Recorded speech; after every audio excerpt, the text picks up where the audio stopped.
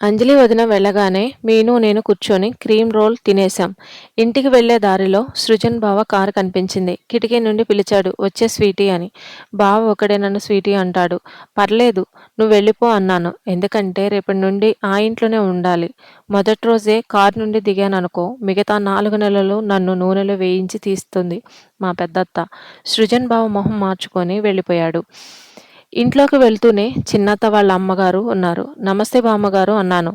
ముందే మెరిసిపోయేదానివి, ఇప్పుడేంటి ఇంకా మెరిసిపోతున్నావు? అవునులే, మేపడానికి మావయ్యలు ఉంటే నున్నగా అవ్వకుంటే ఇంకెలా అవుతావు?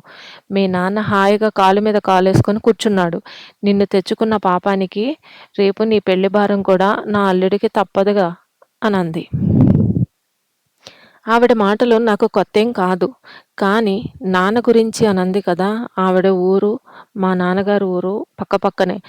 నాన్న మళ్ళీ పెళ్లి చేసుకుని ముగ్గురిని కన్నారని ఈవిడ అప్పుడప్పుడు చెప్తుంటే తెలిసింది.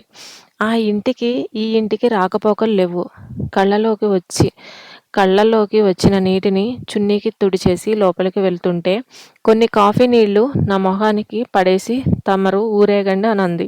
ఇంకేముంది? కాఫీ కోసం వంటగదికి వెళ్ళాను. ఏంటి సీతమ్మ, ఈవిడ వచ్చింది అనంది పని అమ్మాయి విసుగ్గా. ఏమో అంటూ భుజాలు కదిలించి కాఫీ కలిపి ఇచ్చేసి వచ్చాను. 5 నిమిషాల్లో మళ్ళీ ఒక కేక, కాళ్ళు పట్టమని. నువ్వేమైనా పని మనిషివా? లే స్వీటీ అని నా చేయి పట్టుకున్నాడు నిఖిల్, చిన్నత్త చిన్న కొడుకు. వస్తున్నాను, నువ్వెళ్ళు అని వాడికి సర్ది చెప్పి కాళ్ళకి మర్దం చేసి కిచెన్కి వెళ్ళాను. నేనిక్కడ ఉన్నన్ని రోజులు పని మనిషికి సగం జీతమే ఇస్తుంది. కాబట్టి తను సగం పని చేస్తుంది. ఫ్రీగా నాకు తిండి పెడుతున్నారు కదా, అందుకే పని చేయించుకుంటారు. నాకు కూడా పని చేయడమే ఇష్టం లేండి. లేకపోతే వీళ్ళు మాటలకి ముద్ద గొంతు దాటదు. పని ముగించుకొని గదిలోకి వెళ్ళిపోయాను. మామయ్య వచ్చాక స్వీటీ ఎంతసేపు చదువుతావు? వచ్చి కొంచెం పాలైనా తాగు అన్న అత్త మాటలకి ఎప్పటిలా విసుగుతో పర్లేదు అత్తయ్య, భోజనం చేసేస్తాను. ఒకేసారి రేపటి నుండి సెమిస్టర్ ఎగ్జామ్స్ ఉన్నాయి. ఎందుకు ఈ నటన? మామయ్య ముందు భార్యాభర్తలకు ఆ మాత్రం అర్థం కాదా ఎవరేంటి అని? ఏమో, ప్రతిసారి నటిస్తే ఎలా అనిపించినా ఏం చేయలేం. భోజనాలు అయ్యాక మామయ్యకి చెప్పాను, పెద్దత్త దగ్గరికి వెళ్ళాలి రమ్మనంది అని. క్యాలెండర్ వైపు చూసి టిక్ చేసిన మార్క్ చూసి అలాగే వెళ్ళు తల్లి అని నేను రావాలా దించడానికి అని అడిగారు. అదేమైనా కిలోమీటర్ల దూరమా? పక్కిల్లే కదా, వెళ్ళిపోతాను మామయ్య అన్నాను.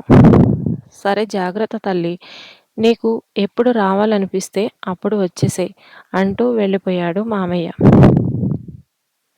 గదిలోకి వెళ్ళి నా వస్తువులన్నీ తీసుకొని బ్యాగుతో బయటికి వస్తుంటే ఈ పూట అంట్లు తోమేసి వెళ్ళు అనంది అత్తయ్య వాళ్ళమ్మ. అప్పటికే టైం 11 అవ్వడంతో సరే అని ఆ పని చేశాను.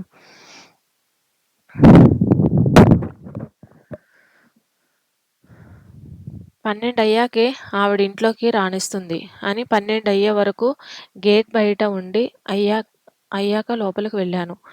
హాల్లోనే ఉంది పద్మత్త. వచ్చేసావా? నీకోసమే చూస్తున్నాను అనంది. రేపు పెళ్లి వాళ్ళు వస్తున్నారు. అబ్బాయి వాళ్ళకి ఇక్కడ ఏదో ప్రాజెక్టు వర్క్ ఉండటం పైన గది శుభ్రం చెయ్యి. అలాగే రేపు ఇల్లంతా నీట్గా సర్దిపెట్టు అనంది. సరే అత్త అంటూ లోపలికి వెళ్ళాను. మెట్ల వైపు ఉన్న గదులన్నీ శుభ్రం చేసే పనిలో పడిపోయాను. 4 నెలలు నేనిక్కడ లేను కదా, ఇల్లులా అస్సలు లేదు. క్లీన్ చేసేసరికి 3 గంటలు పట్టింది. అంజలి వదిన హెల్ప్కి వస్తే పెళ్లి వాళ్ళు ముందు అందంగా ఉండాలి, వెళ్ళి పడుకో అని పంపిస్తుంది. అరగంట కునుకు తీశానో లేదో అలారం మోగింది. కళ్ళ మీద నీళ్లు కొట్టుకొని వచ్చి బుక్ ఓపెన్ చేశాను. కళ్ళు మూసుకుపోతున్నాయి, బట్ చదవాలి అని చదువుతున్నా. 5 అవుతుంటే అత్త వచ్చింది. కళాపి చల్లి ముగ్గు ఇంకేం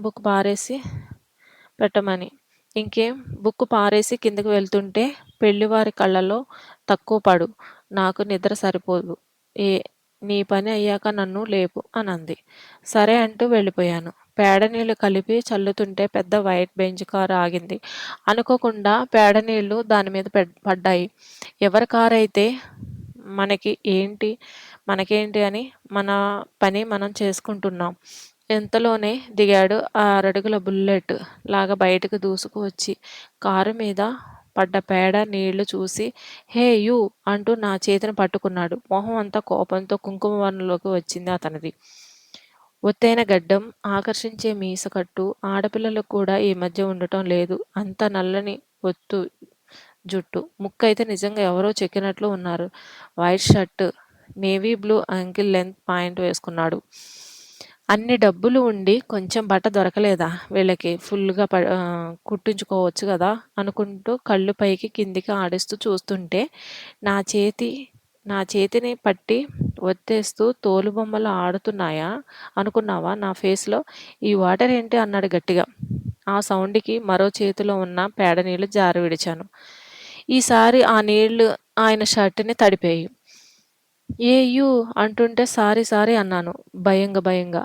రే హర్ష్ ప్లీజ్ ఆగరా నా పెళ్లి చూపులు చెడగొట్టకు ప్లీజ్ అంటూ వచ్చాడు పెళ్ళికొడుకు అక్షయ్.